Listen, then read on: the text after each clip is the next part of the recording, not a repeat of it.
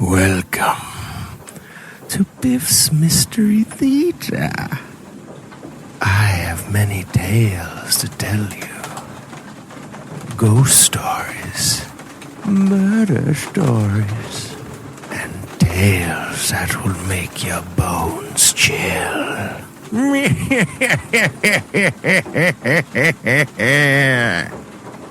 Join me, won't you? For Theater of the Mind, where you always have the best seat in the house.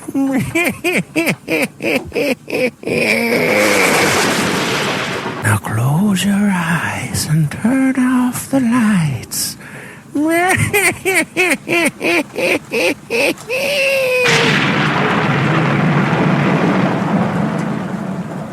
One of the prettiest women I've met in the West was very nearly the cause of violence and carnage. And to this day, I don't think she knows why.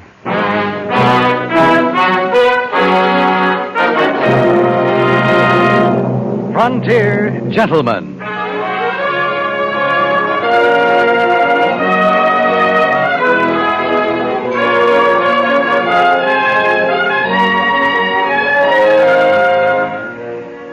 Herewith, an Englishman's account of life and death in the West. As a reporter for the London Times, he writes his colorful and unusual stories. But as a man with a gun, he lives and becomes a part of the violent years in the new territories. Now starring John Daner, this is the story of J.B. Kendall, Frontier Gentleman.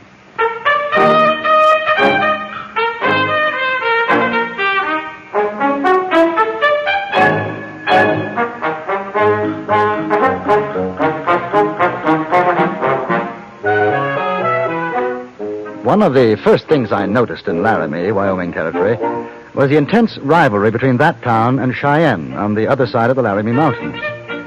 One read the bitter attacks and counterattacks in the opposition newspapers. One heard it on the streets. At the time I arrived in Laramie, gold had been discovered in the mountains to the south, and there was great rejoicing in this fact, which threatened to eclipse Cheyenne's claim of superiority. In the interest of fair reporting, I decided to visit the mining area, with the idea of making comparisons between it and that which I had seen in Montana Territory. It was about midday when I saw the sign by the side of the trail reading Rotten Head Gulch, and a few minutes after that when I arrived at a cluster of shacks which constituted said township. I noticed 3 men outside an edifice which bore the legend, Dirty Charlie's Saloon. Look at there.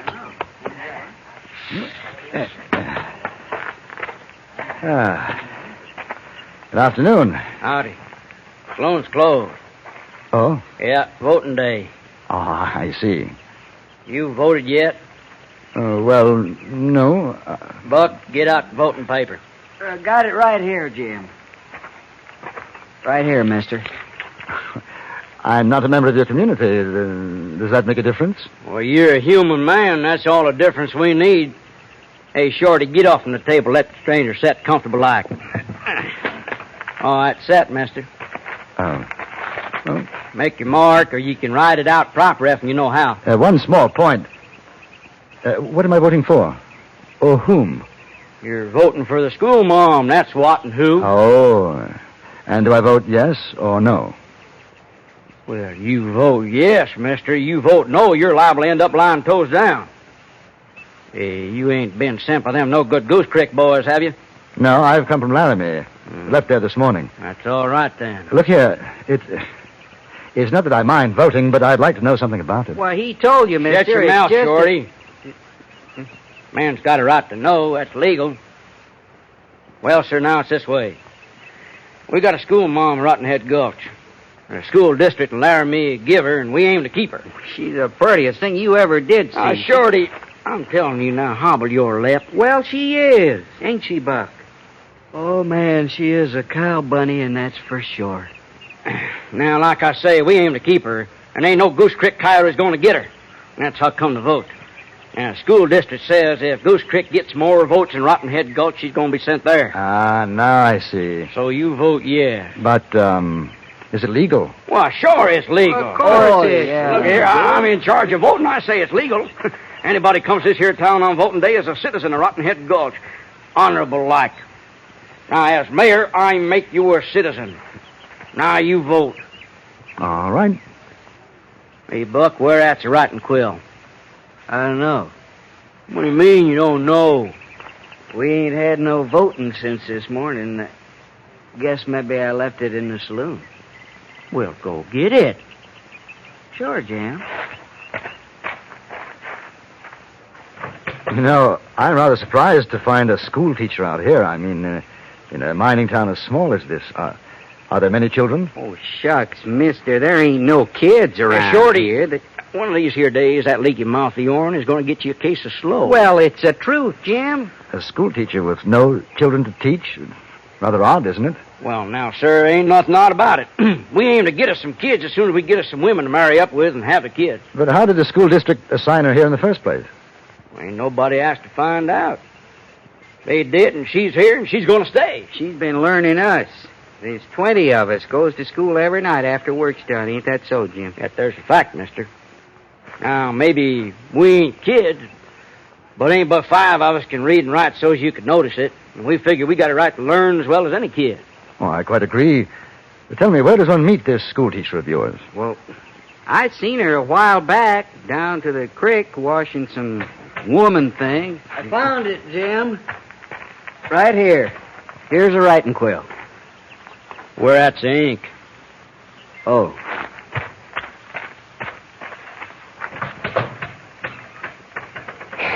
You know something? I want to tell you that there Buck. Well, school ain't going to do him no good. You know, he ain't got enough brains to start with. How many votes will you need to keep her here? Well, more'n Goose Creek, that's for sure. You see, we got 20 votes in Rotten Head Gulch. Goose Creek's got maybe 30. So we just got to vote more than they do, so when the votes is counted, then we'll win. Who counts the votes? Oh, back in Laramie. Well, as soon as the day's finished, we seal up the voting boxes and we take them up to Laramie. But won't they know that you've enlarged your voting? They must be aware of the population here. Shucks, no such thing. We just got to be sure we got more signed votes in Goose Creek. That's all. And how will you know that? Well, right now it is kind of a problem. I got the ink, Jim. Right here. Thanks. There you go, mister. Good afternoon, boy. Well, now, good afternoon, Miss Jones. Howdy there. I've met this gentleman. Well, no, ma'am. He's just rode in. As soon as he's finished his business, he's going to be riding right out again. Miss Jones, isn't it? Yes. My name is Kendall, Miss Jones. J.B. Kendall. How do you do, Mr. Kendall? I have been hearing quite a bit about you, Miss Jones. Oh, have you? I'd like very much to talk to you as soon as I've voted. Voted? But you can't vote. James Ponder. Oh, now, ma'am, this here is men's work, I will and not you... have a dishonest ballot. I told you that before. Oh, it ain't really dishonest, Miss Jones. Jim made this fella an honorable citizen of Rotten Head Gulch, didn't you, dear? Well, I'm sure. very sorry, Mr. Kendall, but you cannot vote. Oh, ma'am, you just don't understand these here political things. I understand that you're trying to stuff the ballot box, and I will not have it. Has everybody in town voted? Oh, yes, ma'am. We sure have. Then in my presence, I want you to seal the box. Oh, Miss Jones. Oh, look, we can't do that. Look here, now, it ain't legal. Yeah, not till sundown. It just ain't legal. That's what it says right here in these here instructions from the school district in Laramie. Now, it just ain't legal. Not till sundown. If everybody's voted, it's legal. Seal the box. Yes, ma'am. That just don't seem right. Some of the other fellas didn't get to vote. Shorty, can you help me seal up this here now thing? Now, Miss Jones, why don't you take Mr. Kendall and show him the schoolhouse? I figure he'd like to see that. As a matter of fact, I would. All right. And no more voting. Is that understood? Oh, I Miss understand Jones, you, Miss I understand for sure. This way, Mr. Kendall. Are you a miner, too? No. I'm a newspaper correspondent for the London Times. Isn't that strange? I had a feeling, not exactly, but you're very much like my brother. He's a reporter on a Nebraska paper. How strange. It gave me quite a start when I first saw you. Miss Jones, how long have you been here? In Rotten Head Gulch, 3 months. Weren't you surprised to find no children? Yes. Of course, they kept it from me for almost 2 weeks. I think I can understand why. Can you really, Mr. Kendall? Oh, I see. You mean because they wanted to learn themselves? Yes, you're right. And that's why you decided to stay? Yes. I suppose you think it curious that a woman devote her time to teaching 20 grown men. Not curious. Unusual, perhaps. This is the schoolhouse, Mr. Kendall. The men built it. They built the desks, benches, everything. Would you like to come inside? Very much. They even built a wooden floor, Mr. Kendall. Wooden floors are quite rare in these mining towns. I'm impressed more than I can say, Miss Jones. They have a great desire for education. I couldn't leave them. Not after they worked so hard to build this. And now? Unfortunately, word reached the people of Goose Creek that there was a school teacher here. They are a slightly larger community and feel that the school district board should assign me to their town. Besides which, there are 2 children in Goose Creek. I see. The board decided to have it settled by a vote. If enough residents of Goose Creek require my services and outvote the men of Rottenhead Gulch, I shall have to obey the decision of the board. Well, aren't there other teachers available? Yes. That's the strange part of it. Neither town will accept anyone but me. Of course, I'm flattered. But I can't see that it really makes any difference, can you? Well, yes. In a way. You see... Here she is, boys. You, mister, elevate your hands high. Now, we don't aim to hurt you none, Miss Jones. You just come along with us and everything will be right fine. Mr. Kendall? Now, look here. Take care of him, Wes. I'll do that,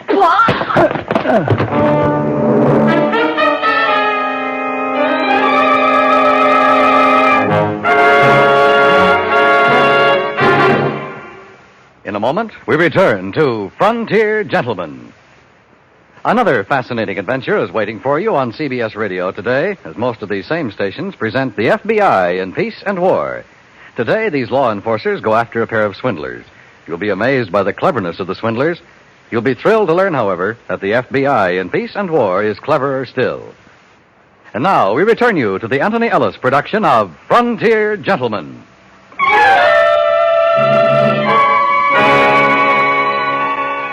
I seem to remember a great roaring in my ears, which, as I awoke, turned out to be the voice of James Ponder. He was kneeling over me, and seeing my eyes open, redoubled his efforts to pour a great dollop of foul-tasting whiskey down my throat. Come on, Kendall, it'll clear your head. No, I don't. There you go. I don't need it. No. What happened? Yeah. What? Hey, where is she, Kendall? Help me up. Well, where is she? We heard horses, and when we got here, there wasn't nobody except you. Yeah. There were 3 or 4 men, masked. They'd taken her. Well, who was he? I don't know, except there was a father and son. The older man called the other Wes. Wes. Jim, that's Wes over to Goose Creek. Ah, Stomp Peter's son, Wes. I might have knowed it. You reckon they carried her off to beat the vote? That's what they done. What good would it do? Well, I'll tell you what good. They figured they got more votes than we got, and even if we maybe voted more times than them, they got her in Goose Creek. And by the time the school district gets around to eyeballing around and maybe a recount, well, it'll be 2, maybe 3 months. And by then, there's going to be a new school district board in, and the whole blame thing will have to start up again. Oh, that no-account Stomp Peters, he's about as welcome as a rattler in a dog town. Ah, dally your tongue, Shorty. Now go fetch them other boys out of the hills. We got to do something about this. Oh, we sure have, Jim. I tell you, ain't no Goose Creek sidewinder going to rustle our school, Mom. All right, hit the breeze, Shorty. And you too, Buck. Tell the boys to wear shooting irons. This here's going to be a powder-burning contest. An hour later, 20 men, hard-bitten miners, some of them young, others grizzled, all armed to the teeth, were gathered in Dirty Charlie's saloon. Their mood was black, and it became blacker as Jim Ponder spoke to them. That's Stomp Peters.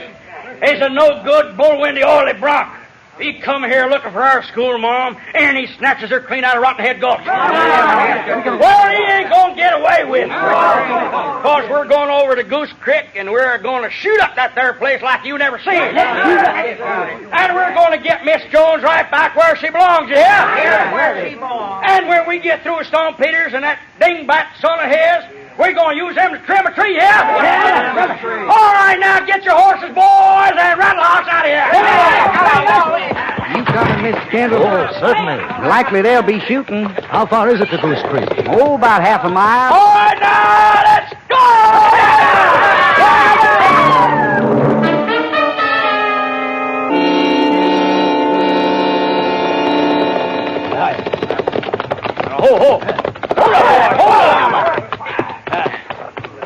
you imagine they'll be expecting you? Why, sure they'll be expecting us. It's gonna be a real shoot-up. Wouldn't it have been better to surprise them?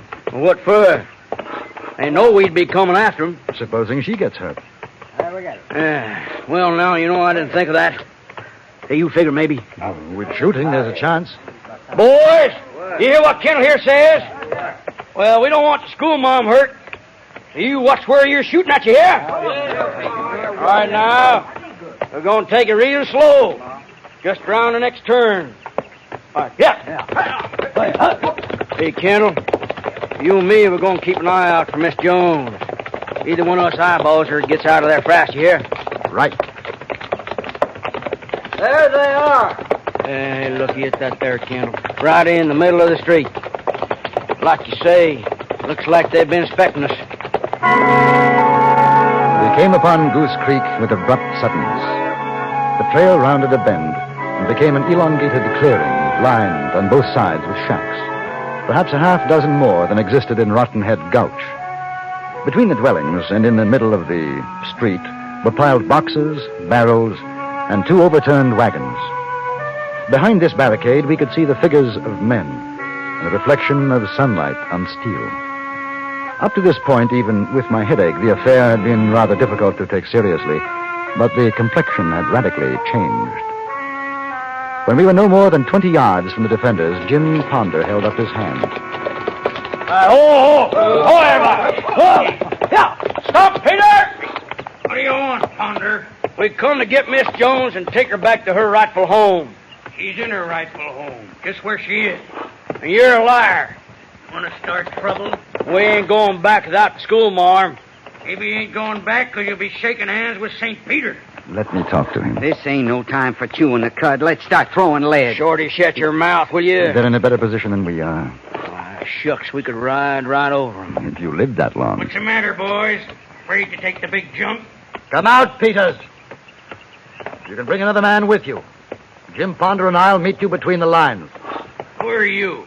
The chap who was with Miss Jones. I told you, Pa. I told you he wasn't dead. All right. You and Ponder get off your horses. Come forward slow. You watch it, Jim. Now, don't you fret. Hey, boys, they start something. You go in and finish it, yeah? Oh, let's go, Kendall.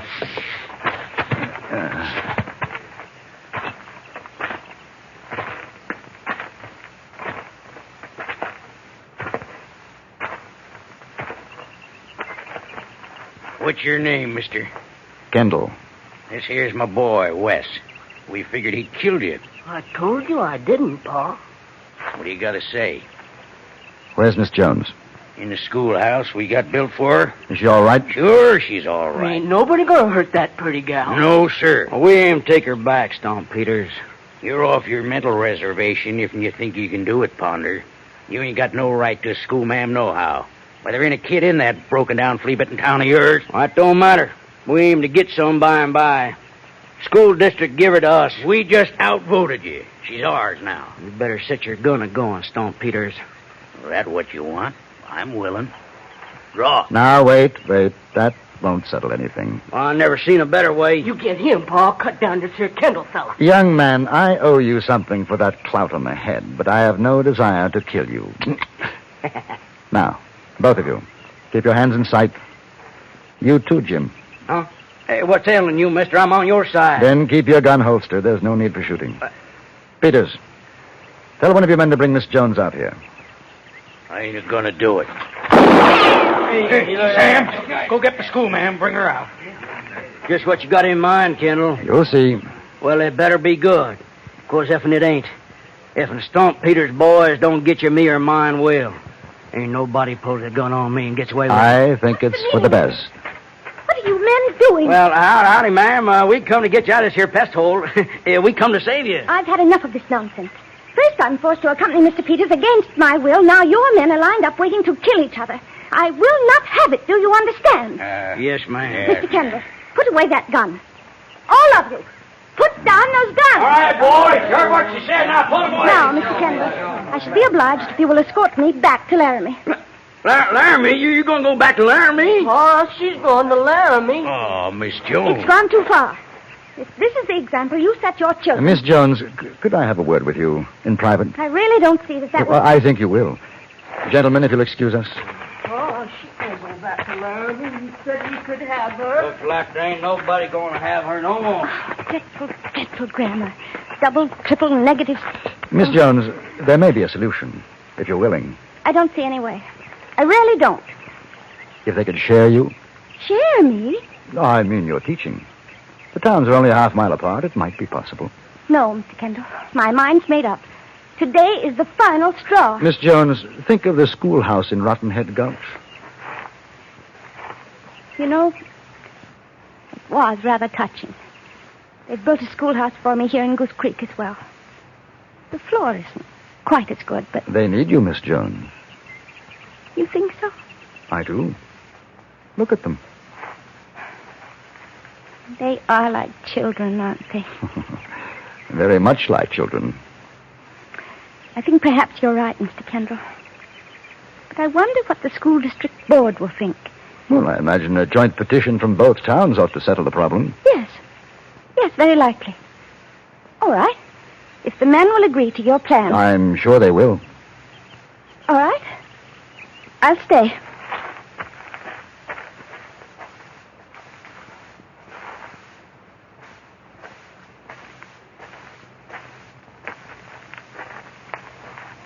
Mr. Kendall. Yes? While I was being held captive, a rather terrible thought occurred to me. It is the education that I can give them, isn't it? I mean, there are no baser thoughts involved. Perhaps because I am a woman? Miss Jones, were it not for the fact that I have already completed my school and university curricula, I should not hesitate to avail myself of the opportunity to better my education. Thank you, Mr. Kendall. You've relieved my mind. The matter was settled most amicably, and readers of the London Times will be interested to know that an extraordinarily pretty woman by the name of Miss Annabella Jones is now entrusted with the education of some 53 adults and 2 children in the mining towns of Goose Creek and Rotten Head Gulch in Wyoming Territory.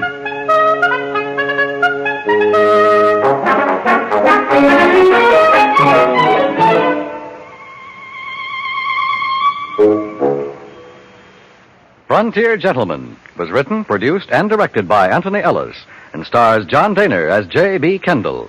Featured in the cast were Jack Crucian, Virginia Gregg, Vic Perrin, Jack Moyles, Harry Bartell, and Eddie Firestone.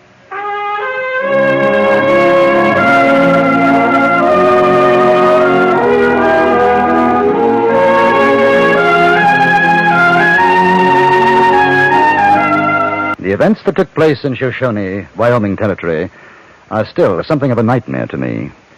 This report to readers of the London Times will explain why recent dispatches have been delayed.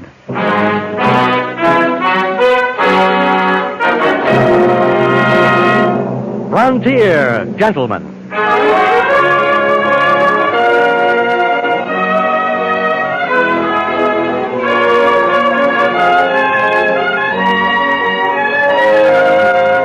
Herewith an Englishman's account of life and death in the West.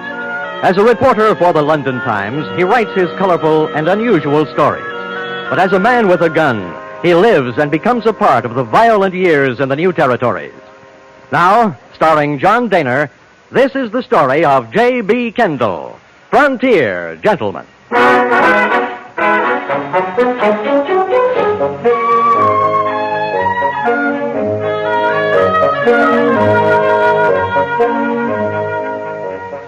The story of my journey to Yellowstone National Park began with the coach of the Yellowstone stage line pulling into the town of Shoshone, midway point between Bear Claw and the national park.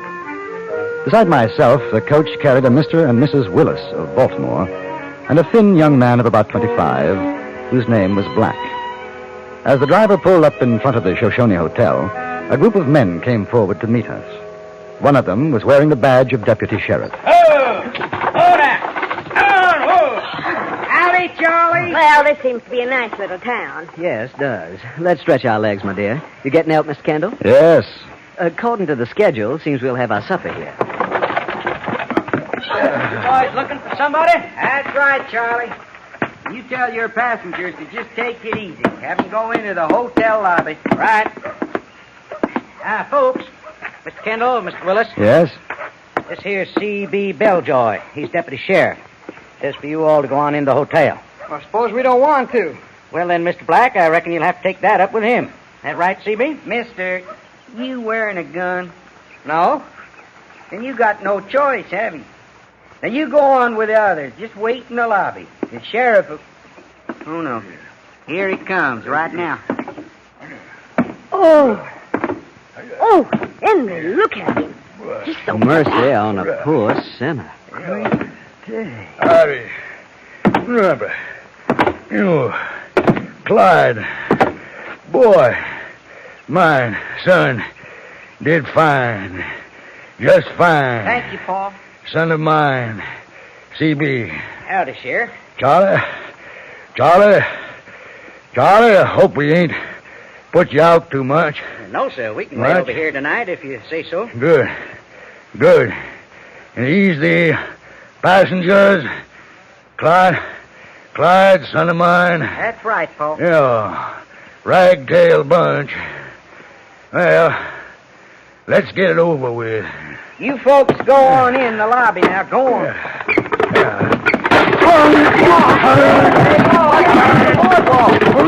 Help me get him out. Clyde, C.B. You help me get Clyde, stop sniveling. Help me up. Out of here. Yeah, you, boy. I'm here, Paul. Son, now. That's it. Give me your hand. Here you are, Paul. Ain't bright, boy. But now then, pull. Hank. Somebody get behind me. That's it now. You two back there. Do that push. Shove. Pull. Push.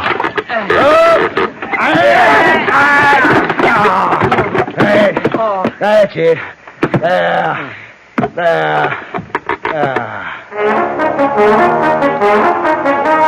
He entered the hotel without further mishap, and we were instructed to take seats facing him. After we had complied, the deputy C.B. told us why we were being held there.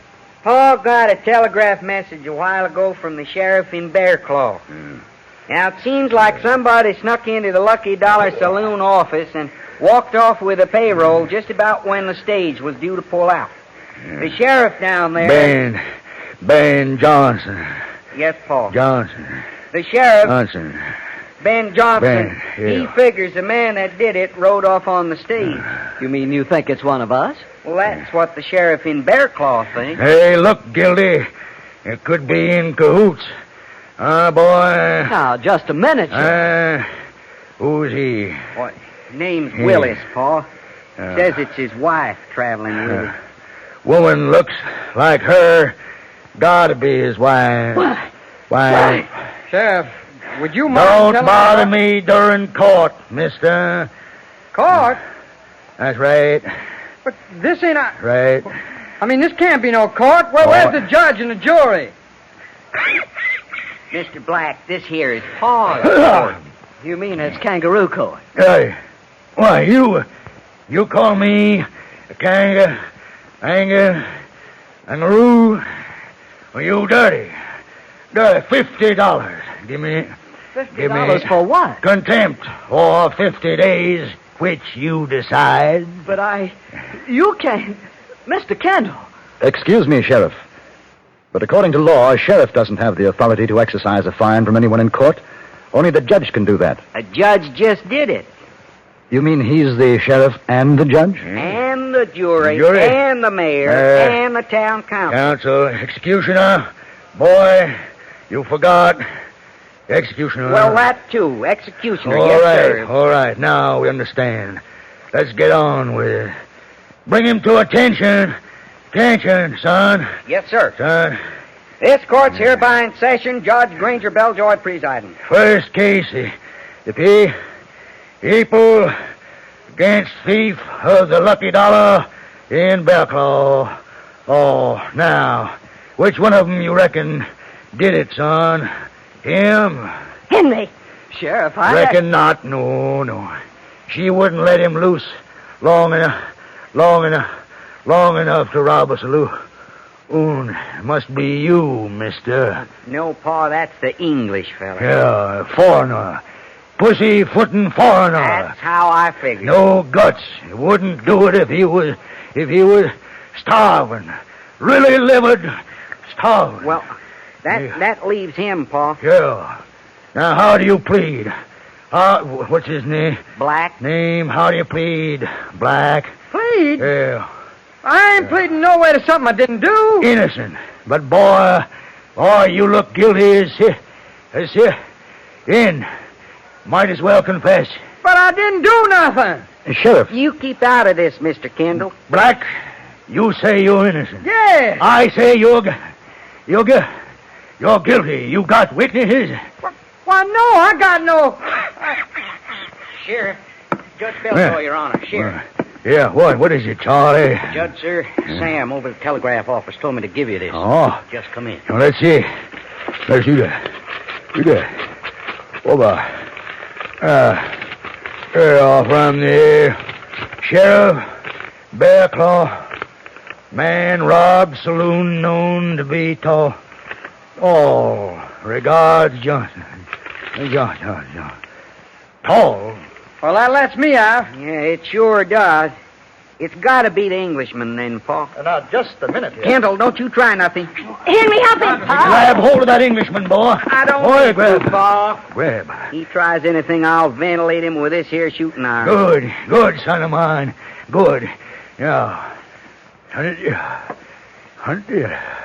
Kendall, I hereby sentence you to a term 2 years, my jail.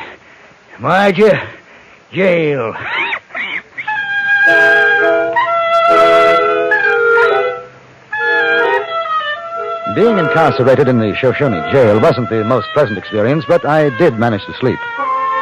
And while I was oblivious to the cares of the outside world, I learned later that Sheriff Belljoy received another telegraph message from the sheriff of Bear Claw. Read it out loud. Yeah, Pa. I'll read it. It says, a thief captured here has confessed robbing Lucky Dollar Saloon. Release your prisoner, signed John. Why, that lowdown. Ornery. Oh, that Go means down. I ain't gonna have nobody to learn me manners and the like. Yes, you are, child. Hey. Your pa promised you, and there ain't nobody makes as good a teacher of manners as that is a foreigner. Ain't that right, Granger? I'm going to have to let him go. Why? Oh, Why can't you just pretend you didn't get no message? you know why, woman. You let him go. What's gonna become of me, Pa? That's right. Look at her. Your own flesh and bloody image. Yeah. Poor thing. Yeah. You think anybody's going to pay her any mind when she don't even have good manners learning? Now, Lorene, sweet potato, mine. You... Don't lard up to me. Woman, it ain't my fault. You don't want me to have no learning, no English learning or nothing. Oh, honey, part I do, but... You want your daughter to have the best. You tear up that message. You'll make believe you never got it. And the Englishman will be made a trustee like you promised, and he'll learn me all he knows, whether he likes it or not. Granger Belljoy, hurried up. Woman, you female. Crazy. Mom! Female. He's doing it! Oh, Pa! Oh, here, now, don't overexcite yourself, honey, no. Pop. Best you be getting along to bed now. Yes, Mom. Night, Pa! Night. You done right for her. And after a year or so, that Englishman might get used to her. Might even decide to stay here permanent. The morning following my arrest, I was served an unusually tasty breakfast by an unusually beefy young woman named Mercy Day Belljoy. Between giggles, she managed to indicate that she admired foreigners. About an hour later, I was taken under guard into Sheriff Belljoy's office. Here he is, Pa. Yeah, Kendall, I'm going to come to the point, if I can. Now, daughter of mine, Mercy Day, her mother, want you to learn her Oh, boy, tell him. No. Well, what Paul means, Mr. Kendall, is that he's offering you a chance to be somebody around here, a trustee. Come and go as you like, long as we have your word you won't run off. Yeah. Now, how about it? Well, you got something to say, ain't you? I have more than something to say. Sheriff, has it ever occurred to you that I might have friends, business associates and the like, who will note my disappearance and start asking questions? Well, like who? Yeah, like who? For your information, I happen to be a duly accredited correspondent of the London Times. Well, now, what does that mean, Paul? That duly accredited... Means his credit's good. Oh, Good. that's so. That is not so. What it means is that the newspaper I work for expects to receive a journalistic report from me within the next fortnight. When they don't receive it, somebody's going to start asking questions. And when that happens, they'll start looking for me. Paul, they ain't gonna have much trouble finding him. Why, those folks on the stage... They're long gone. On, aren't they? Yeah, but... Well, what about his writing? They're going to receive it just the same as usual. Only, Kendall, you write one word about being in this predicament. A mess. You won't get no food at no time. No time. You won't get out of that cell. Well, That's it. so. Well, how about it, Kendall? So. Now, you want to eat, don't you? And that cell can get mighty small after being in it 24 hours steady. Now, are you going to do what Paul wants you to? Learn my little system manners and behave yourself? Or are you going to stay in your cell? Well, I don't seem to have much of a choice, do I? No, sir. You sure don't.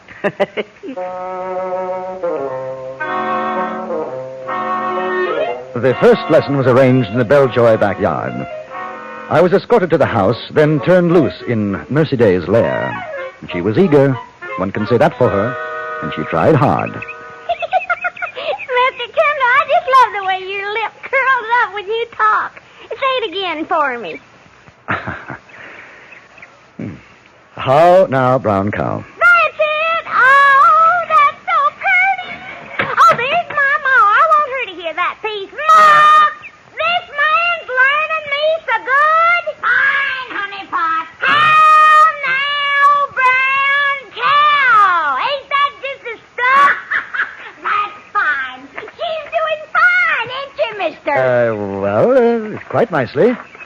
What about her manners? You ain't forgetting her manners, are you? He sure ain't. He already done told me a lady don't spit in front of a man no matter how much she wants to. Well, I declare.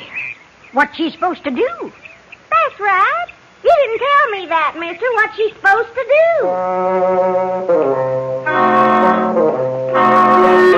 The lessons continued, and as the days passed, my hope for an early rescue waned. Even if someone did come to Shoshone to inquire about me, Belljoy would deny ever having seen a journalist from England. And as for my reports to the Times, well, Mercy Day was a good cook, and I disliked going hungry. So the reports were sent off per contract, except for one small detail. Those mailed by Belljoy were almost verbatim copies of the first reports I sent home after arriving in this western wilderness. Sooner or later, someone would arrive to inquire about me. But when help did come, it was from an unexpected quarter. Kendall, you come on out of there. My pa wants to talk with you. Oh? What about? You'll see, and I sure pity you. Why, he's sitting in the office with a bottle of whiskey in front of him, and his face so red, he looks like it's going to explode. On! What's on? Who'll make her? Female stealer! No, Pa, he ain't none of them things. Oh, he ain't. We'll see. You, Kendall.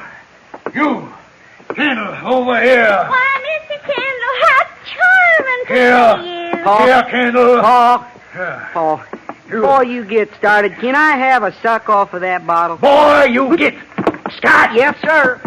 Kendall, you miserable female stealing, conniving, scheming. Pa, he Scheming. ain't. He ain't. Yeah. It isn't none of that. He loves me. He ain't in love. He's sick. He's sick. Sick. Look at his face. But he does love me. Tell him, Mr. Kendall. Mercy Day, Sheriff, It's all right, honey. You just speak up. Sheriff, I have no intentions, honorable or otherwise, toward your daughter. Paul, you stand him. He can't say it to you like he did to me. I said what to you, Mercedes? How do I love thee? Let me count the ways. But that's poetry. Sure is. Prettiest thing I ever heard. Wait a minute. A minute now.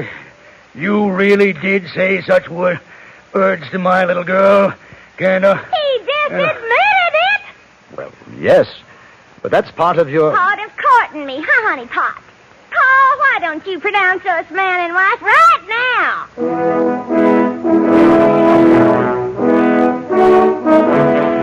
Later, much later, I returned to my cell, still a bachelor, a state Mercedes seemed determined to change. Belljoy had ordered the lesson stopped.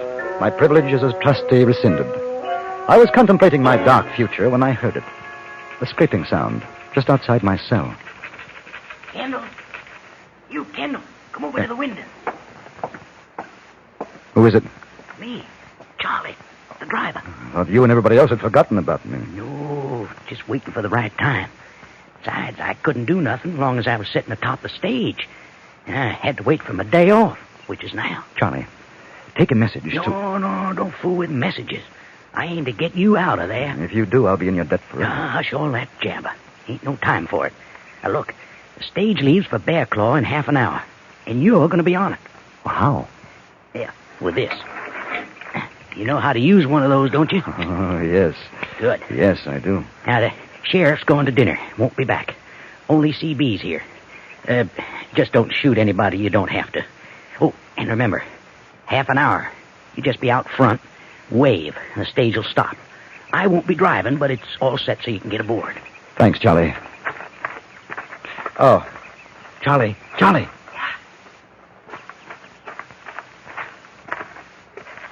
Why are you doing this? Well, Mr. Kendall, you won't believe this, but you know that little gal, that Mercy Day? Oh.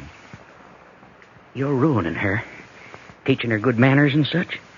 She thinks she's getting too good for me. Now, you keep on. She won't marry me ever.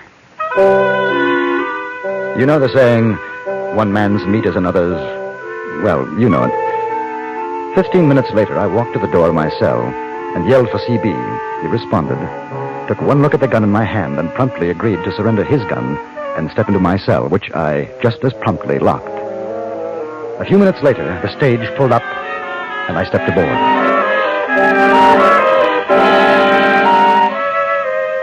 It wasn't until some time after I returned to Bear Claw that I was told what had happened when Sheriff Belljoy learned of my escape.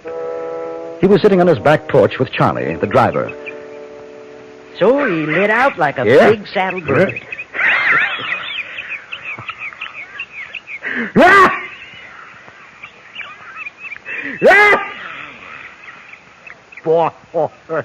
Boy, good. He fell for it. I really thought he was escaping. Oh, my. Pussyfooter, huh? Oh, you... Now, Charlie, you remember now, the women gotta think that he really escaped. Yes, sir. Don't worry. I'll remember. Good. Maybe someday you'll be assistant deputy. You like that, Charlie boy? Like it? What? Yes, sir, Mr. Belljoy. That'd be just fine. Sticky females. Bad enough having them practice manners, talking English. You know, Charlie boy, I couldn't spit in front of them anymore. No. For a fact. And if you think that I'd let that giggle patch daughter of mine, marry up with something like him, that pussyfooting foreigner, boy, you driver, Charlie boy, how you like to be my son-in-law, Charlie? Boy, Charlie. Sheriff, Judge, Mayor, I'd like it just fine. Good, yeah. Son-in-law, mine, Charlie boy. Good.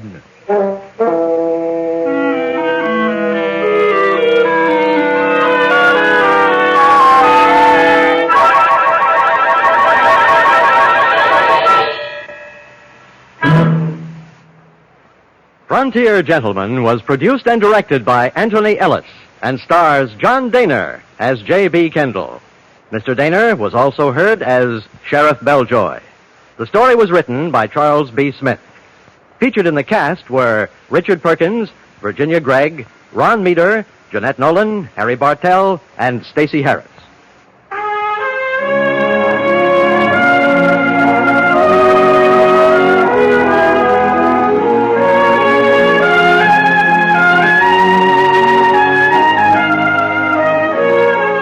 Join us again next week for another report from the Frontier Gentleman. Alan Botzer speaking.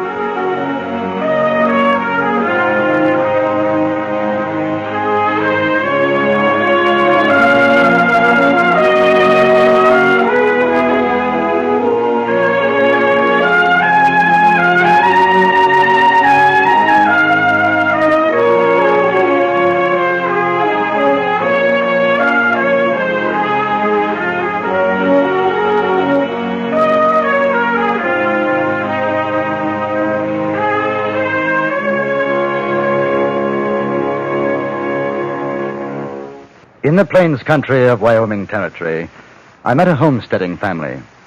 This is an account of how they lived and nearly died.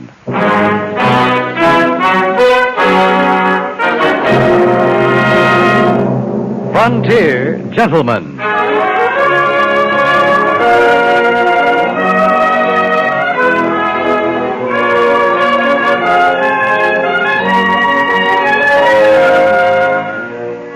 Herewith an Englishman's account of life and death in the West. As a reporter for the London Times, he writes his colorful and unusual stories. But as a man with a gun, he lives and becomes a part of the violent years in the new territories. Now starring John Daner, this is the story of J.B. Kendall, Frontier Gentleman.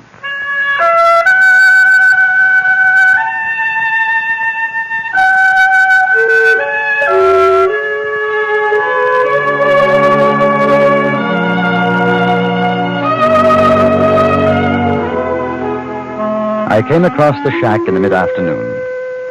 It seemed to spring out of a slight depression in the unchanging flatness of plains, this isolated cabin with its miniature corral.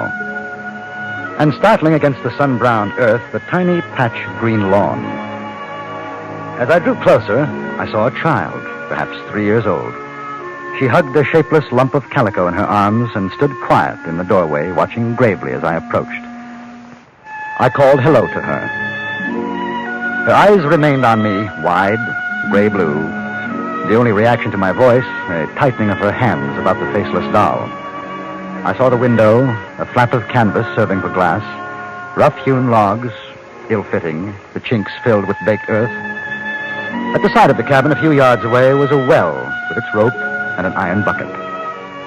I looked back to the child, but she was no longer there.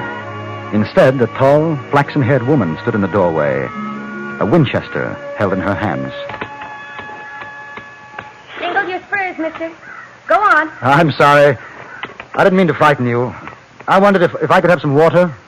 For the horses well, I'd be willing to pay. You alone? Yes? We're not used to strangers riding this way. Where are you headed? Laramie. Oh, that's a long ride. I know. Your horse looks tired. You'd better water him. Oh, thank you. I got nothing for the horse to drink out of. You'll have to use your hat. All right.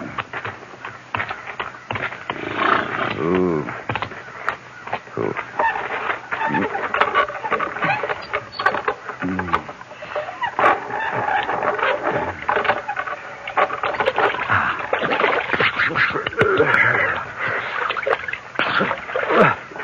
Here. Maybe you can use this. It's not much, but it's the biggest pan I've got. No, really, the horse doesn't mind my hat. He's used to it. Never mind. Pour. Oh, thank you. Oh, it's been a hot day. It's about the same as usual. I'm sorry about the rifle, mister. Sure, it's all right. No, I'm sorry. My husband's away. He won't be back till late. It's just the baby and me. I understand. I guess it's easy to forget hospitality out here. I'm sorry that water's some brackish. Wally's digging a new well around the back, but it hasn't hit sweet water yet. I'm very grateful. Would you take this, please? Oh, no. We don't take money for water. I wondered about your grass over there. It's pretty, isn't it? My sister sent the seeds from home, from the east, Connecticut. Oh? That's where I'm from, before Wally and I got married and came out here. Do you know Connecticut, mister? Yes, I've been there. You have? Where, Richfield? Do you know Richfield? No. New Haven, though. I've been there. Oh, that's fine, just fine. Oh, imagine. New Haven. You must be one of those Yale College men. No. The way you talk. No, I'm English. I could have sworn it was New England. Boston, maybe. How long have you been out here? A year now. We lived in St. Louis before that. The baby was born there, and... Listen to me chattering on. I guess it's just that we don't get much chance to talk to folks from the east. I can understand. Can you? Can you? Well, I declare, we haven't even been introduced. I'm Meg Calder. J.B. Kendall. Mr. Kendall, why don't you come on in and have some apple cornbread? I just made some this morning. Oh, well, it's kind of you. Pure selfish, that's what it is. I want to hear about New Haven and the like. You best put your horse in the corral. I'll make some coffee.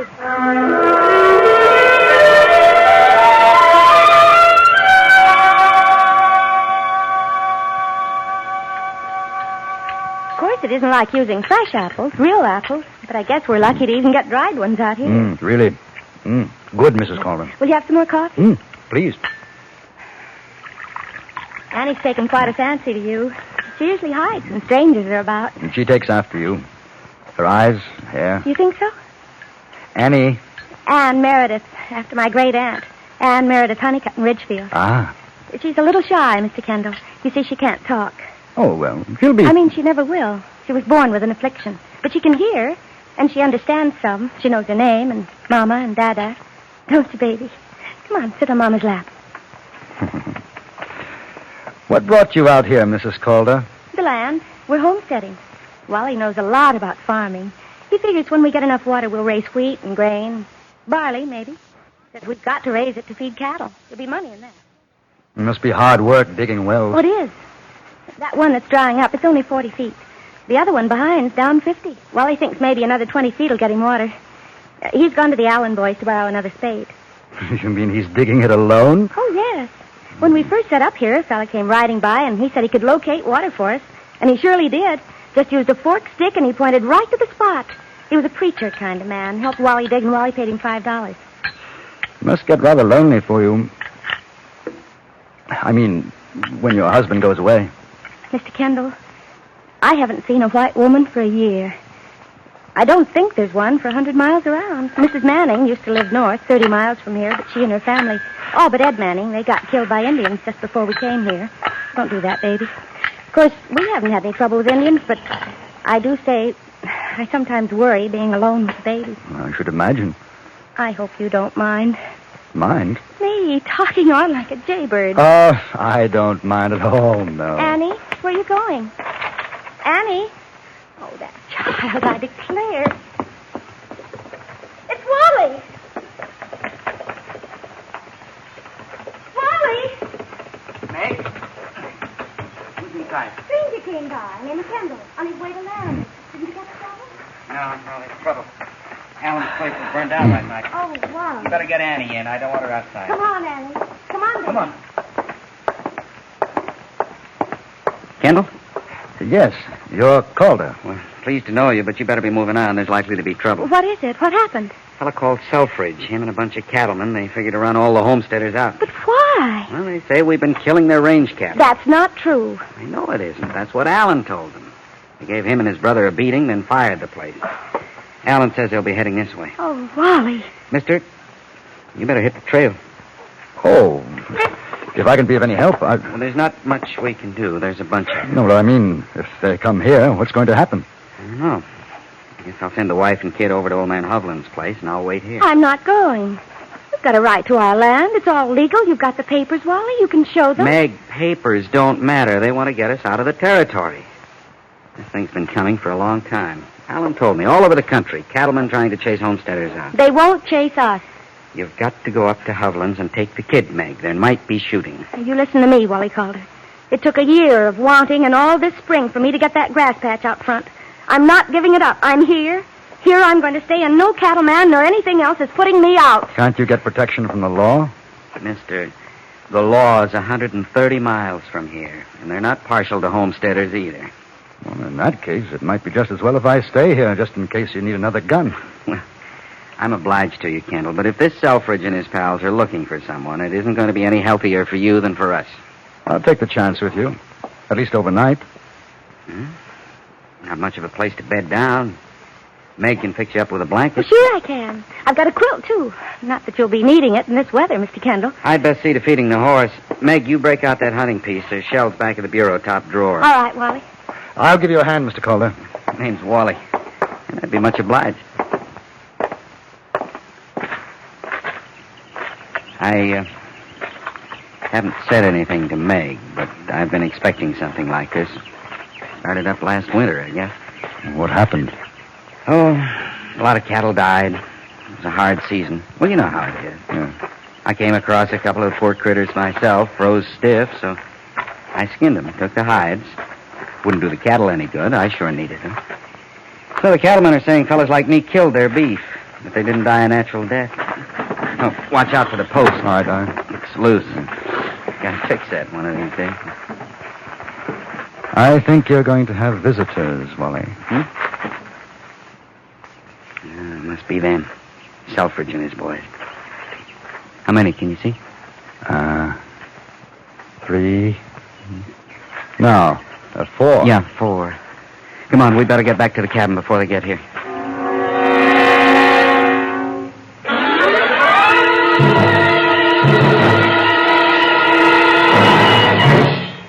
In a moment, we return to Frontier Gentlemen.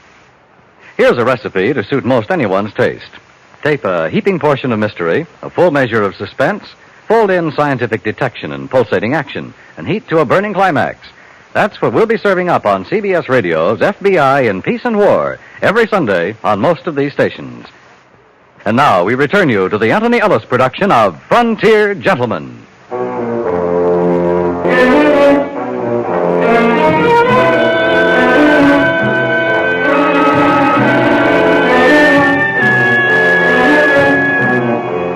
Meg Calder was waiting for us in the doorway when we reached the cabin. I noticed an ancient hunting rifle, as well as the Winchester, leaning against the wall. The child, Anne, was huddled in a corner, still clasping the calico doll in her arms. We watched the riders as they approached across the plain, and their gallop slowed to a canter, a walk, and then they stopped a few feet from the little grass patch. One of the horses began to nibble at the green shoots. Mister, get that horse of yours off my grass. Now, Calder, I ain't gonna make a lot of talk. You got a kid inside.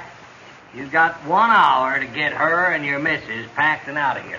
You got it all wrong. We're staying. You get off my land. Homesteaders ain't wanted around here. Alan's already told me about that. You think you're going to burn down my place? You got another thing coming. Now, me and the boys, we don't want no shooting. You don't get that horse of yours off my grass, there's going to be shooting right now. Meg, come back. Back him up now. Go on. I'm not telling you again. Put up your gun, man. We ain't got no quarrel with women. No quarrel. What do you call it then? Just trying to throw us off of what's rightly ours.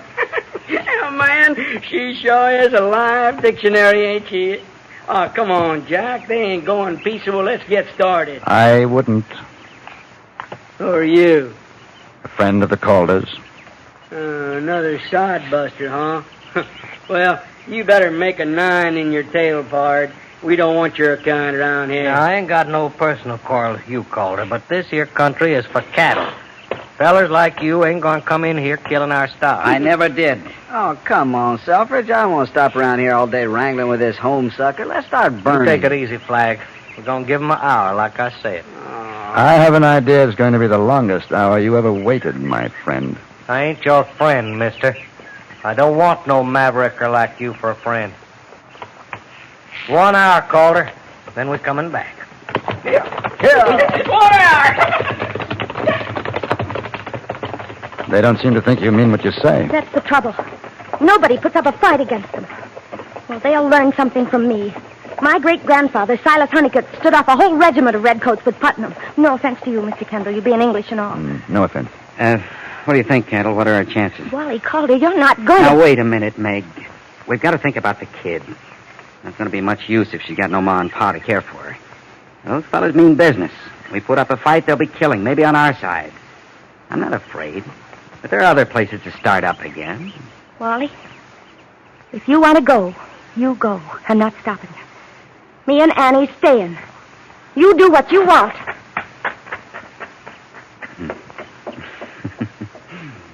She's some woman, you know, Kendall.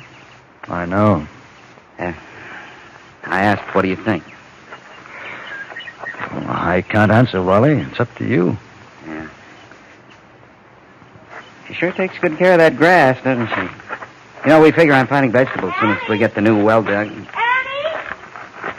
Wally, did you see the baby come out? Well, no, she was inside. Oh, she's gone. I can't find her. Annie? Honey? Annie? Annie? Annie?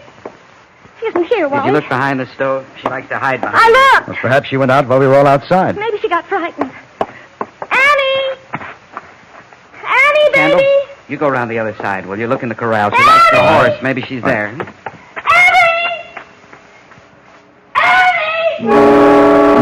Annie! For the next 15 minutes, we searched. I could see Selfridge and his men about a quarter of a mile away, watching us. I found no trace of the child. When I returned, I saw the Calders standing beside the mouth of the new well behind the cabin. I joined them and felt a cold chill as I looked down into the darkness at my feet. She couldn't have, honey. Oh, maybe she did. Maybe she's down there. No, she knows about it. We showed her. We told her to stay away. Maybe she didn't understand. Maybe she was running, scared and fell, and she's down there. And we can't hear her because she can't cry or shout or anything. And she's lying there, hurt or dead. No, Meg. No, she's just hiding somewhere. We'll find her. No. Now, don't. It's your fault. It's you making us come out here in this terrible place with dirt, not enough food. Honey, we'll find her. She'll be all right. Now, take hold of yourself. Meg, they're back. It's Selfridge. I don't care. I want my baby. Wally, you've got to find her. Ain't noticed you ready to leave? The child is lost. Did you see her come out of the cabin? No. No, I didn't. Quint, you see her? Nope. I guess maybe I did while we was talking. Where'd she go? Around you at the back. Wally. You think she fell in the well? Well, we don't know. How deep is it? About 50 feet. Not there deep. You called to her down there? Well, it wouldn't do any good. She can hear, but she can't talk. That's a longish fall. I wouldn't figure her to be alive. Shut no. your fool mouth, Well, Flag, that's will true. you? Called her, you sure she's down there? No, but she isn't anyplace else. Now, what's it like down there? Rock? No, mostly soft You know, dirt. she could be all right, little kid like that. They can take a fall pretty good, you know. Now, that ain't much support, that soft dirt. Like's not you'd get a cave I was in. aiming to fix that, but... Well, maybe she's not even in there. Get a rope, Wally. Somebody's got to go down to find out. Not me, no, sir. I heard about black damp in them wells. No, sir. I Flag, ain't nobody's ready to set after my you. Hush up now. Well, I ain't going down there. Haven't got a proper windlass. Just been tying the other end to the post there. Good. She holds good. Now, you fellas pay it out. Sure. I'm going down. Right. Wally, Hard block. you be careful. Get behind me, Flag. Get behind him, Flag. Now, tightly now. Okay, I got you. Yeah. Stay up slow. You got the plank? Yeah. Go ahead. Easy now, darling. Easy. Slowly. Slowly. There's a lot of loose dirt falling. Can't clear the edge. Slowly. Wally, shout out when you're on the bottom. Watch out, you got your hand caught in that hedge. Stay all right now? Yeah, go ahead. He's down. Wally? Is she all right? Wally? Bring her up, Wally. Tie the rope under your arms. Hold her. We'll pull you up.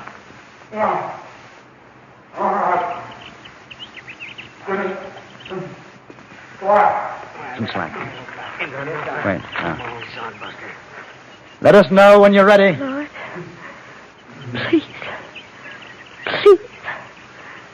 Oh, Lord, deliver us, I pray.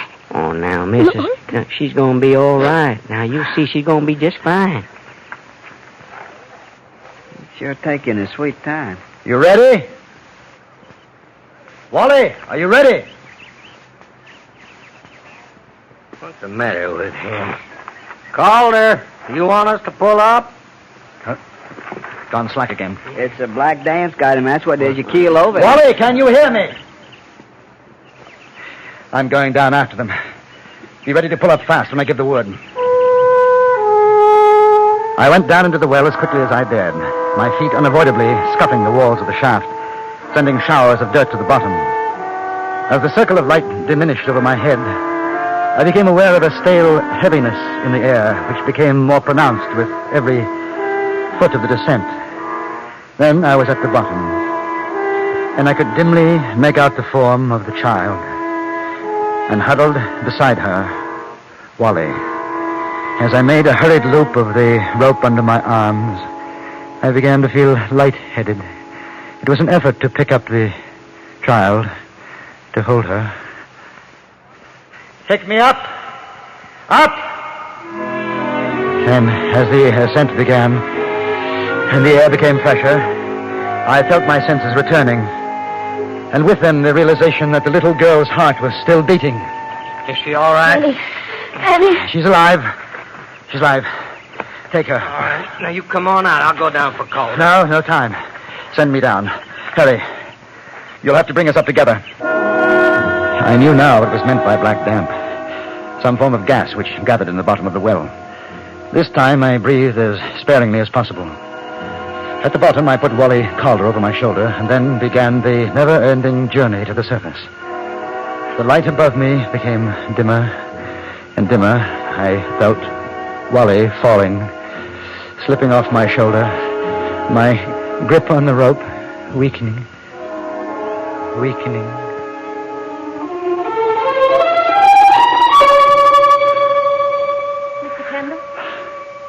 Mr. Kendall?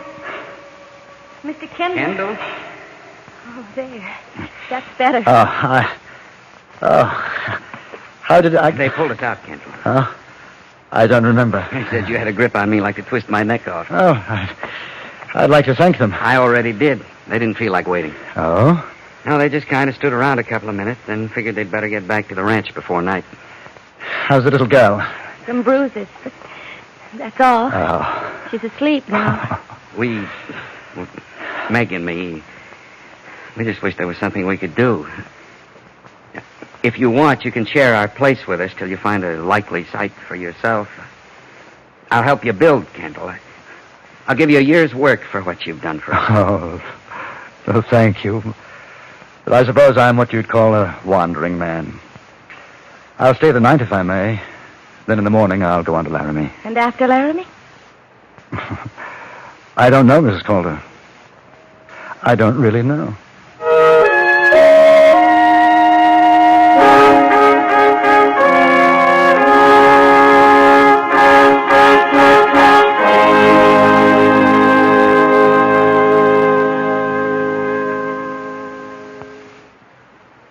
Frontier Gentleman was written, produced, and directed by Anthony Ellis and stars John Daner as J.B. Kendall.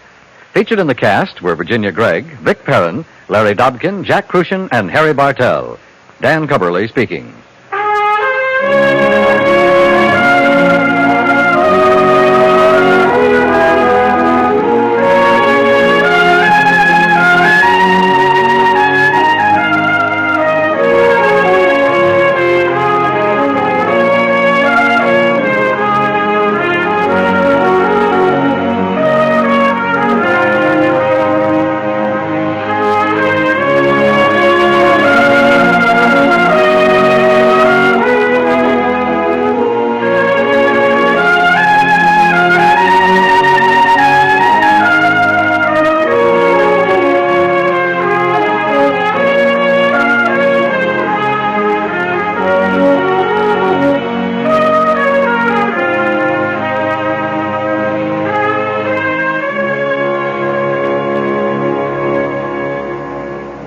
Gambler in Wyoming Territory and learned something about the terrible war between the states.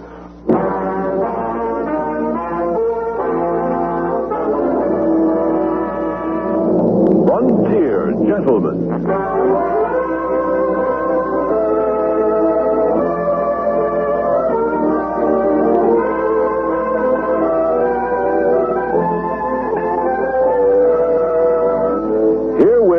an Englishman's account of life and death in the West.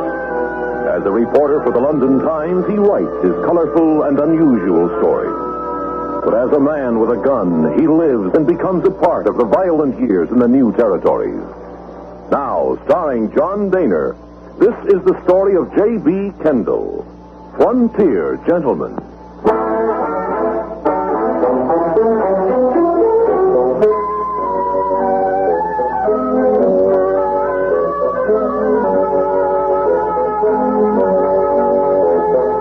When I returned to Cheyenne in Wyoming Territory, I found that a new and thriving establishment had opened during my absence.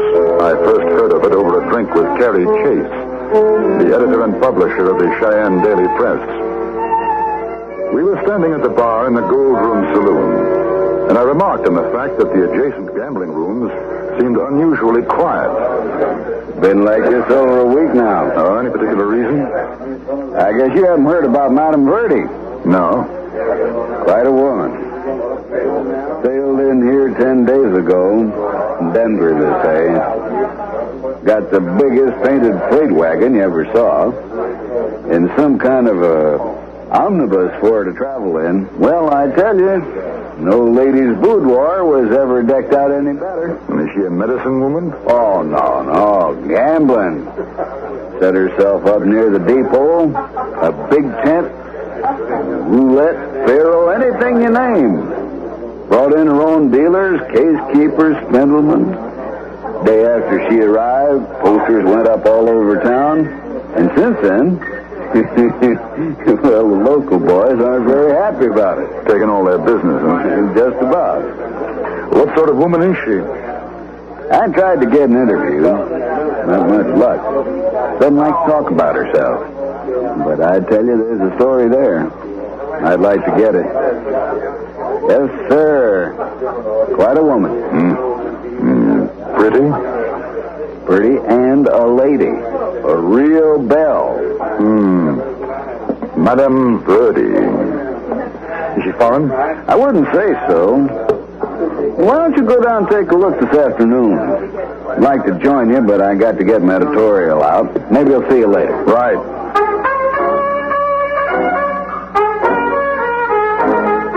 I found the tent, a huge affair, 100 yards or so from the railroad depot. Inside, a crowd of men thronged about several tables, and I recognized a number of wealthy cattlemen whom I had met a few weeks earlier at the Cheyenne Club.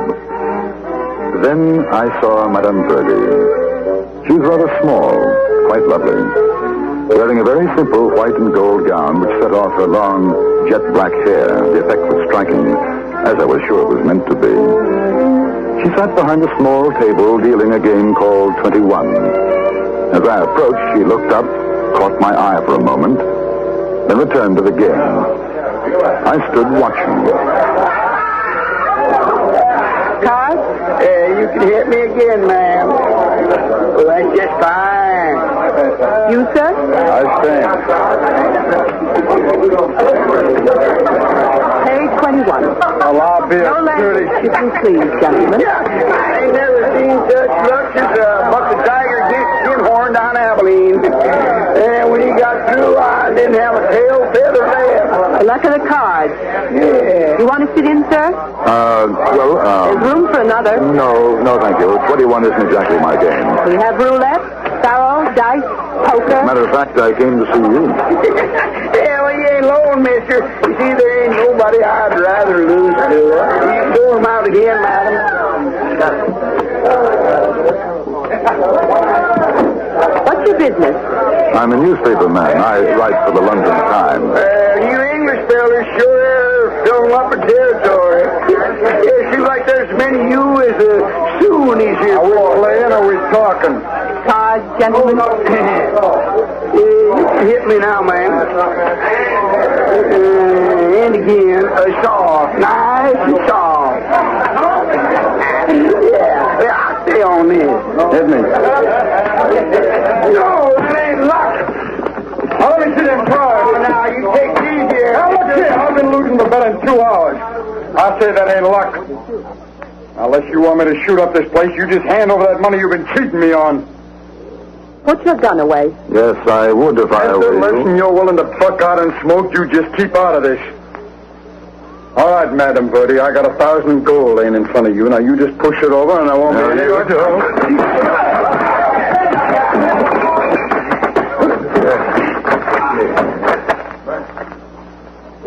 Yeah, now, mister, you know, for an Englishman, you got a real likely face there.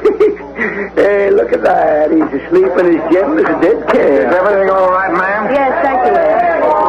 Take him outside and throw a bucket of water over him. Yes, ma'am. Tell Charlie to take over from me. Oh, you leaving, ma'am? For a little while. Well, I'll be waiting for you. Still got a ways to go before I'm cleaned out. Perhaps you'll let me stand you a drink, sir. No, thank you. It's a little early for me. I'm grateful for what you did just now. But really, it wasn't necessary. You never would have left the tent alive. My boys are always on the watch for things like that. I didn't know. What do they call you? Kendall, J.B. Kendall. Will you come over to my place, Mr. Kendall? It's quieter.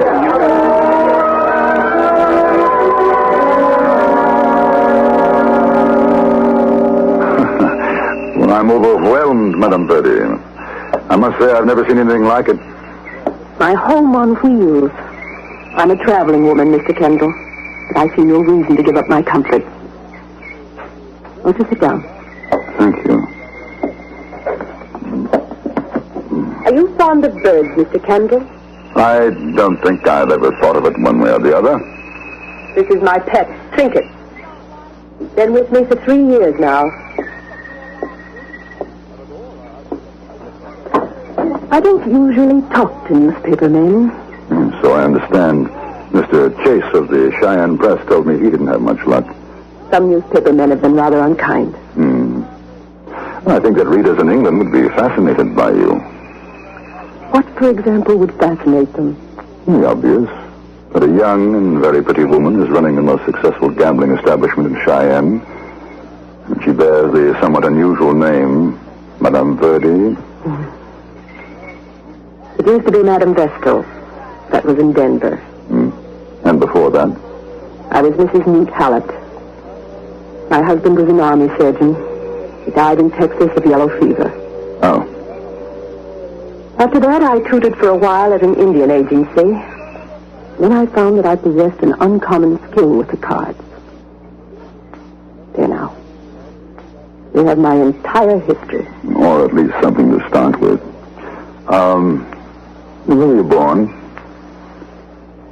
I think that's one thing that I don't care to tell you. Where were you reared? And that's another.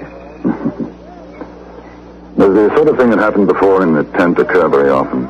No. Do men take advantage of you simply because you're a woman? The contrary. I usually take advantage of that fact myself. With dire results, I have no doubt. Well, I imagine that you're not particularly popular at this moment with the gambling hall owners here in Cheyenne. I'm only interested in popularity, Mr. Kendall. When it fills my cash box. I stayed on for another 10 minutes odd and learned very little more beyond the fact that the full name she now used was Lurleen Monteverdi. Highly theatrical, she knew, but felt it was part of her work. When I once again attempted to probe into her past, she excused herself rather abruptly and returned to the big gambling tent. I walked over to Carrie Chase's office and told him about the interview. It wasn't until later that I learned what was taking place at that same moment in a room behind the Silver Dollar Saloon. Several men were present, and their faces were grim. They were listening to the Silver Dollar's owner, a man named Jonas Root. Now, boys, I call this here meeting because we're all up against the same trouble. That trouble being one calico queen named Madame Birdie. Ain't no call now for us to keep on trying to cut each other's throats to get customers for our places. Because she's got them all. That's the way it sits. Now, boys, here's what I figure. What we need now is an association of gambling parlor owners, which association is made up of all of us here in this room. And we got a purpose. which purpose is to get rid of said calico queen named Madame Verde. All right, now lay off your tongue, all Jonas. We know that. You said you got to figure it out how to do it. Now get on with it. Yeah, that's right. All right, I got it whipped, I think. Now, all of you may be wondering who this here fella is I got sitting by. Yeah, well, who is he? He calls himself Jack Woolcott. Now, he's got something to say to you. Well, you say it this way. I just got robbed up to that Madame Verde. She took me for 1,021, and when I caught her dealing off the bottom of the deck, she had a boy dump me. Well, they sure made a mess out of your face, mister. Well, I aim to make them pay for it. Now, fellas, we don't want no crooked gambling from no she-gouger in Cheyenne. And there's something else. I've been doing some inquiring these past days since you've been here. Now, I found out... Yes, sir, I found out something's going to get Fancy Nellie run plumb out of here. Jonas, will you haze the talk? Now, what do you know? Madame Verde's real name was Belle Siddons. Belle Siddons? You mean Belle Siddons? Yeah, you know the name, Soapy. She's that Confederate spy, Belle Siddons? She is the same. Well, I was on guard duty in Grant Street Prison back in St. Louis when they brought her in. Boys, that's that red woman got Grant's troops cut off. Joe, Finch, Big Al, you remember the raid on the Memphis and Mobile Railroad, don't you? All right, now, I say that what we got to do is pay a call tonight on Madame Belle Siddons Verde. And we'll ask her nice and polite to roll her wheels out of Cheyenne. Yeah, I agree, but supposing she says no? Well, then maybe we ain't so polite. Maybe then we take her out riding under a cottonwood leaf. Yeah, that's it.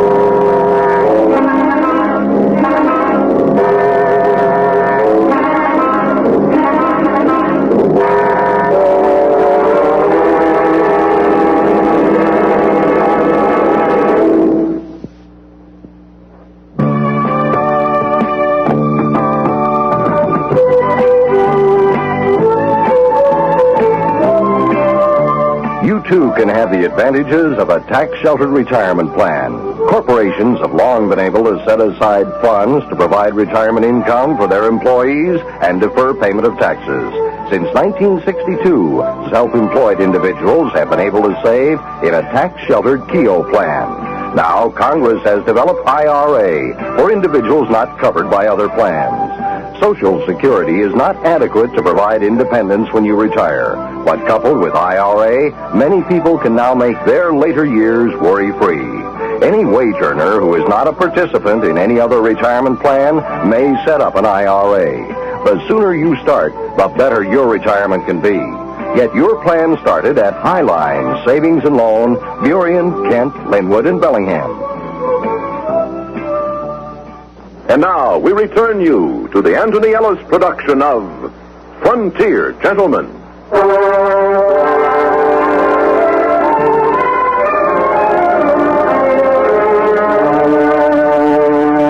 Neither Chase nor I had any idea what was brewing among the members of the newly formed Association of Gambling Parlor Owners. I sent a message to Madame Verde asking her to dine with me at the Rollins house that night. You know, I didn't think you would. Join you for dinner? Why not? I don't know.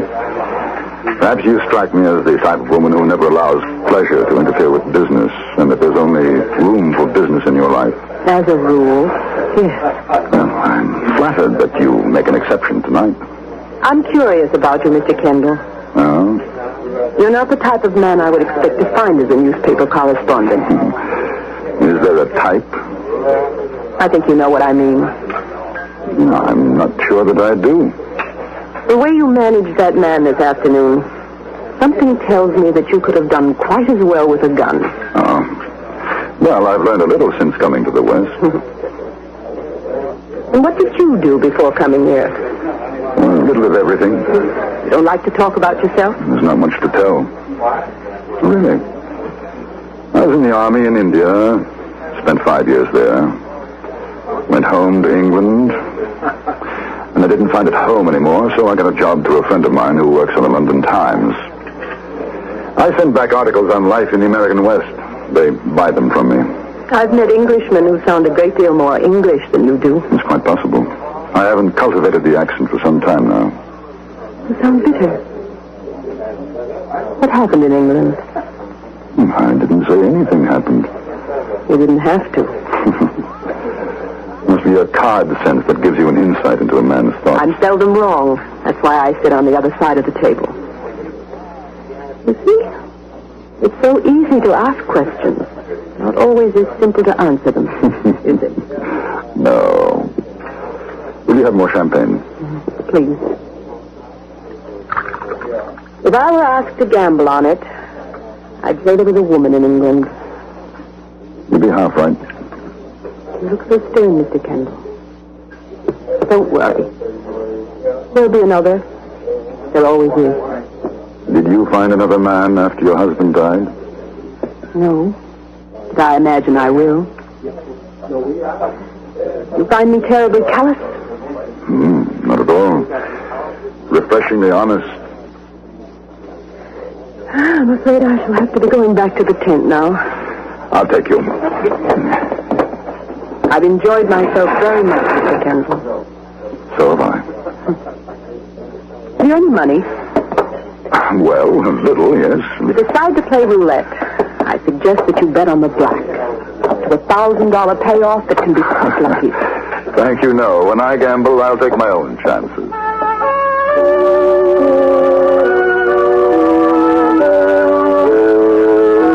It was a fine evening, and instead of taking the carriage she had hired, we walked toward her place. Neither of us spoke much. We had come to the end of the street when we saw the group of men waiting outside the big tent. They turned as we approached and walked toward us. I felt a sinking sensation in my stomach as I recognized one of them, the man I had hit that afternoon. All of them were armed. Good evening, Madam Verdi. Good evening, gentlemen. Waiting to try your luck with me? Well, I'll tell you, ma'am, we're waiting to talk to you in private. That fellow, he's with her. He's one of them that pistol whipped me. He's a shill. Let's go inside the tent, gentlemen. I'll buy you a drink. No. We'll do our talking out here. Jason, will you get on with it? Ma'am, we represent the Cheyenne Association of Gambling Parlor Owners. You ain't a member. No, I'm not. And we got a complaint that you're not running your games clean. The association don't like that.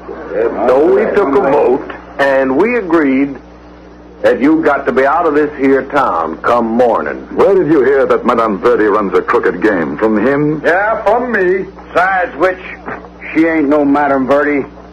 I know you. Maybe you don't remember me, but I seen you, Bell Siddons, when they brought you to the St. Louis prison in chains. We don't want no Confederate spies in Cheyenne. I don't know anything about that, but she wasn't cheating. Your friend here decided he couldn't afford to lose anymore, so he drew his gun on the lady and tried to get it back. I hit him. That's all there was to it. You're a liar. And if I don't choose to leave? You ain't got no choice, Bell. You get, or you're going to find yourself looking through cottonwood leaves, which is what should have happened to you anyway. That's the way we handle your kind around here. There won't be any need for that. Miss Siddons is going to be sensible. Ain't you, ma'am? There's a lot of folks in Cheyenne might not take kindly to you being a Confederate spy and everything. Might even take matters out of our hands if they found out. You gentlemen seem to be holding the cards. That's the way to look at it. Hey, Kendall. Who's that? Oh, the newspaper fella. Chase. I thought that was you. Evening, ma'am. Evening. Oh, how are you, Rude? Chase? You come over to see how she does it. I hear your places aren't making out so well. Thought I'd take a spin at the roulette table, Madam Verdi. I should be honored, Mr. Chase. Why don't we all go in together? No, I got to be getting back to the Silver Dollar. You won't forget our little deal, will you, ma'am? No, I won't.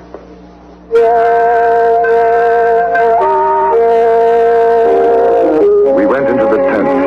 She was tight-lipped, pale.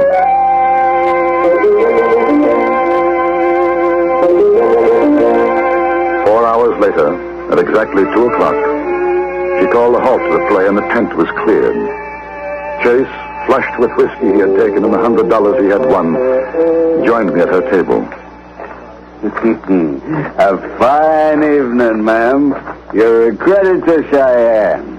You run a square game, and I'm going to say so in my next editorial. Thank you, Mr. Chase, but you needn't bother. I'm leaving in the morning. Oh, now you can't do that. I'll be heading for Deadwood. Why, ma'am, you could spend the rest of your life around here. And I'm afraid not. Well, sure you can. Isn't that so, Kendall? No, that ain't so. Now, she's getting out. But before she does, she's giving me back that 1,000. Ain't you, Madam Verdi? I very much doubt it.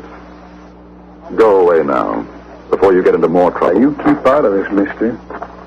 I'm talking to the lady. Now, how about it, Madam Verdi? You lost fairly. And I say I was cheated. You know, folks in Cheyenne could do a lot of damage to this place. Maybe to you if they found out about certain things. Get out. I will. When I get my money. What's it all about? What? Oh, he doesn't know, huh? Well, Mr. Chase, you can print it in your paper. Print what? Well, do I get it? Yes. No. No, it doesn't matter. Let him talk. The war's over. People won't mind. People do mind, Mr. Kendall. I'm afraid they're going to go on minding for a long time. I wish somebody would tell me what people will talk about. That's good. A scummy little rat. Maybe. But I was a rat that fought for the Union. I wasn't a stinking... Shut up. Don't try. Here's your money. What's the matter, mister? You scared to draw? Just waiting for you. You're the one who's going to do the killing. Remember?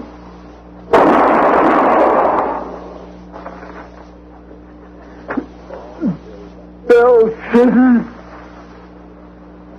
Dirty. Stinking Confederate.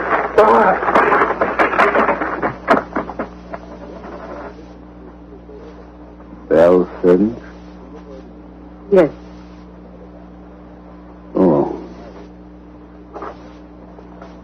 I'm sorry you had to do that, Mr. Kendall. I am too. I'll be gone in the morning. Thank you for your friendship. Why not stay? Mr. Chase. I think she better go.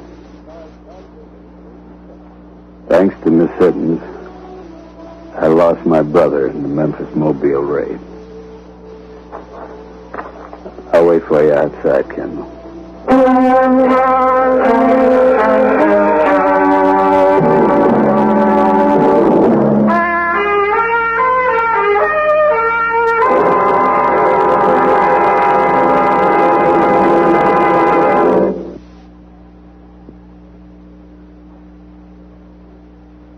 Frontier Gentleman was written, produced, and directed by Anthony Ellis and stars John Daner as J.B. Kendall. Featured in the cast were Jeannie Bates, Lawrence Dobkin, Stacey Harris, Harry Bartell, and Jack Crucian.